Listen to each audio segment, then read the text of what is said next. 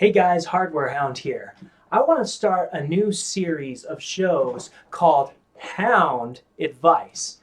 And the purpose here is sometimes you don't have time to do a full review, and sometimes you don't have the product to do a full review. But sometimes you've done a ton of research and found an answer, and you want to share it because you want to help people out. And so that's the whole point. I want to share some practical advice on things that I've figured out and see what you guys think about it and see if it helps people out in their purchasing decisions and, troubles that they may be running across.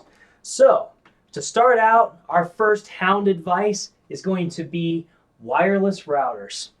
Wireless routers suck. They are a pain. I mean, just a royal pain to try to figure out. I have done hours of research and I have finally been able to come to a conclusion of what works, and I want to share that with you. So, first thing we want to talk about is quality. There is a lot of really cheap wireless routers out there.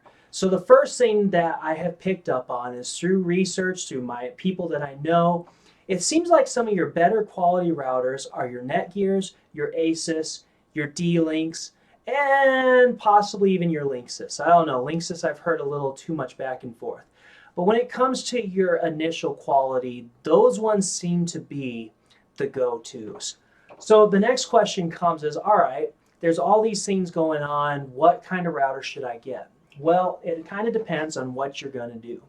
So let's talk about wireless first. Now, in a lot of cases, many of you might need to do wireless gaming. And if that's the case, then there's only one solution for you, and that's get the best and fastest wireless router that you can get that actually holds up in performance and quality. Because here's the thing, if you want those latencies to go down and if you want to be able to play games while people are streaming, then you need a really good wireless router. Otherwise, you're going to have peaks and valleys, and it's just going to be a pain. So in this case, you're wanting the wireless AC standard. It's because it's faster, and in a good quality router, a good example of one would be something like a D-Link. What is it? Okay, hang on. Give me a second here because these names are just a little bit hard to come by. It is the D-Link DIR 890L. It's an expensive router, kind of looks like a spider, but it's the kind of thing that's going to do it. It's an AC 3200, so it's going to be really fast. All right. Now let's talk about power users though. Let's say you're a super user and you want to be able to customize the daylights out of your LAN. Well, then in that case, you're probably going to want to look at any kind of router that has quality that also is supporting DDWRT. DDWRT is an open source router firmware that changes all the user interface so that you can easily customize it. From what I've seen, Netgears are very favorable with DDWRT. They not only perform well, but most of them support the flash over to that open source firmware. The other one, though, to consider is Asus, because Asus, from what I've seen and read, almost uses a reskinned DDWRT version to begin with. So they're pretty much right out of the box going to give you a lot of customization options. So if you're going there, then you're probably going to want something along those lines. Now let's say that you've kind of got the gaming PC under control, and if anything, whether you live at home or you're married or you have family, at least you get to keep the router in your room because you're like, I don't want to game over wireless. I'm going to be plugged in. But whenever, my wife or kids or my mom is streaming Netflix, I can't play games because my pings go through the roof. I need quality of service. Well, most every router that I've already talked about will have a form of quality service. But now let's say you have another problem. Well, I'm on Comcast or I'm on, some other internet service provider where my speeds fluctuate. One moment I will have 20 megs, 30 megs, 40 meg download speeds, but then peak times come and I'm dropping like 15 or 10.